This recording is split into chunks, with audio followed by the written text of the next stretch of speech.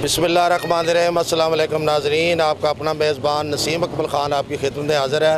अच्छा, आज का हमारा सवाल है कि दुनिया में सबसे ज़्यादा बिकने वाली चीज़ कौन सी? भाईजान आप भी फ्रूट बेचते हैं, दुनिया सब तो ज़्यादा कौन सी चीज़ बिकती है? आटा बेच रहा जी, वही बंदे का खाना होंगे आटा। नहीं, जवाब गलत। है ना, चीनी 200 रुपए किलो। तुम हम चीनी घ्यो दालों से आ जाना किसी और पासे चलिए। सबसे पहले आलू बिकते थे, आप वो भी बड़े महंगे हैं। हाँ, ये तो वो है। भी नहीं लोग बेच सकते। Very good. भाईजान क्या हाल है? जल्दी में तो नहीं है? जी जी जी। अच्छा, एक छोटा सा सवाल है, दुनिया में सबसे ज़्यादा कौन सी चीज़ बिकती है?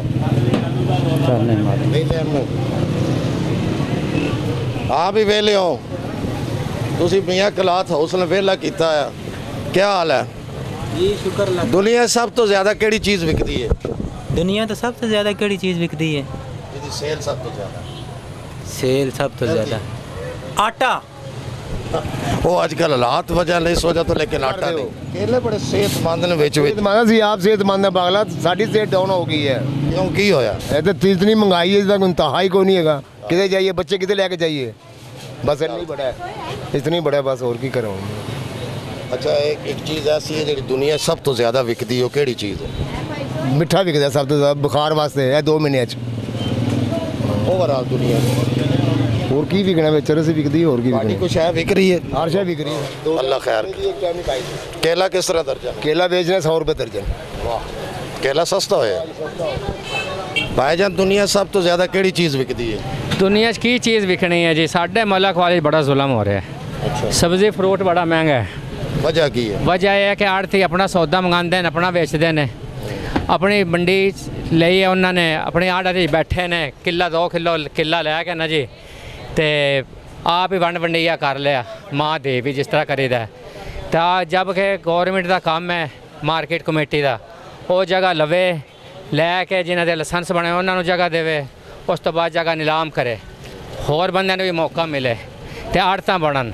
गौरमेंट का बंदा उत्थे कोई नहीं आता, उत्थे ड्यूटी आती? नहीं आते ने गौरमेंट के बंदे, मकसद है जगह वो अपनी बैठे, कोई बाहर का बंदा ही कोई नहीं है। मौका मिलेगा, कंपटीशन नहीं होएगा, बाहरों सौदे आएंगे, सस्ते होंगे, तो ऑटोमैटिक चीज़ें सस्ती हो जाएंगी अपनी मनमानी का। चलो जी, हमारा सवाल तो और है, लेकिन इनकी जो बात है ये भी अहम है, हमारा काम है ये भी पहुँचाना। इनकी बात दुरुस्त है, जैसे ये कह रहे हैं कि जो मंडियाँ हैं वो गवर्नमेंट की जगह हो, तो फिर हमें जो है ना ये सब्जियाँ फ्रूट ख़रीदने में हमें उसमें कीमत कम से चीज़ें मिलेंगी और हम कम सेल करेंगे आगे। इसके बारे में भी सोचना चाहिए। मनमानी नहीं होंगी। फिर दुनिया च केड़ी चीज़ है जी सब तो ज़्यादा विकती है? मुझे नहीं पता। तुक्का ही ला दो जी, तुक्का लाओ। गुलाम गारा ज़्यादा चीज़ बिकती है, खान पीने वाली चीज़ें। एक चीज़ है, एक चीज़ है जी सब तो ज़्यादा ओवरऑल दुनिया तेरा मलक वाल का नहीं सोचना। जान मुझे नहीं पता। भाई ने पता होना, सियाना बंदा। ये मोटरसाइकिल दी ब्रेक नाल लाइटां बलदियां। क्या बात है जी, खसूसी खर्चा किया? जी हाँ जी, कितना किया? 5-6 हज़ार हो गया है यार बंदे रोटी लभने जो के पैसे नहीं, तू 6000 बत्तियां तो ला छड़िया। क्या करदा है? शौक का मुल को नहीं। नहीं, शौक दे मोल वास्ते बंदे आते हैं, पैसे को नहीं। तेरे को मार करदा की काम करते हैं? सऊदी अरब दा मेहर तो नहीं? कमर खान पत्ती ले जाते हैं जी, गड्डी कमर खान बत्तियां लवा देंदा? ना गड्डी ते जाते हैं। अच्छा अच्छा, गुजारा हो रहा है, दा मतलब कमर खान पे ठीक दे रहा है, जिहदी वजह तो बत्तियां। अच्छा, दुनिया जो केड़ी चीज़ है सब तो ज़्यादा विकदी है?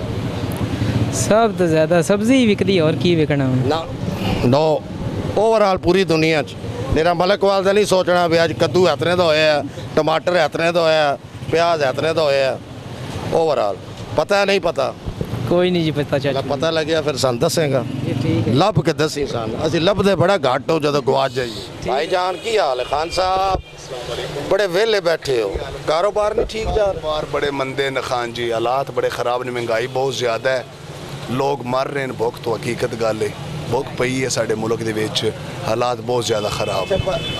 ਅਸੀਂ भी सवाल कुछ होर करते हैं, बंदे ही गल करते हैं। दुनिया वैसे लेडीज सूट ज़्यादा तुहाडे कोल सस्ता है या मर्दां दा? सर सस्ता कोई भी नहीं हूँ, इस टाइम हालात न हर शय नूं अग लगी पई है, चाहे मर्दाना है चाहे जनाना है, बहुत रेट वध गए न, हकीकत गल है। असीं आप परेशान हाँ। साडा अल्लाह खैर करे, छोटा जिहा सवाल है, सोच के ज़रा दसना, दुनिया सब तो ज़्यादा केड़ी चीज़ ज़्यादा विकदी है, सेल होंदी है?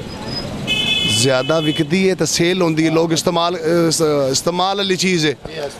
मेरा ख्याल है इस टाइम साढ़े मुल्क सब तो ज़्यादा सिगरेट ज़्यादा विकते भी ज़्यादा न ते लोग पींदे भी बहुत। बिकती है वो सिगरेट है। आपका जवाब दुरुस्त है खान साहब। इसके साथ ही कैमरामैन बाबर शहजाद के साथ मैं इजाज़त चाहता हूँ। हमेशा खुश रहें, दूसरों को भी खुश रखें, हमें भी दुआओं में याद रखें। और आज की अच्छी बात यह है कि हालात जैसे भी हों, आपको उन हालात के साथ आपको मुकाबला करना पड़ता है। अगर मुकाबला आप नहीं करेंगे तो ज़्यादा बैक पे चले जाएंगे। जैसे भी हालात हों उसका मुकाबला ज़रूर डट के करें। वक्त आता है और चला जाता है। हमेशा खुश रहें, दूसरों को खुश रखें, हमें भी दुआ में याद रखें। अल्लाह हाफ़िज़।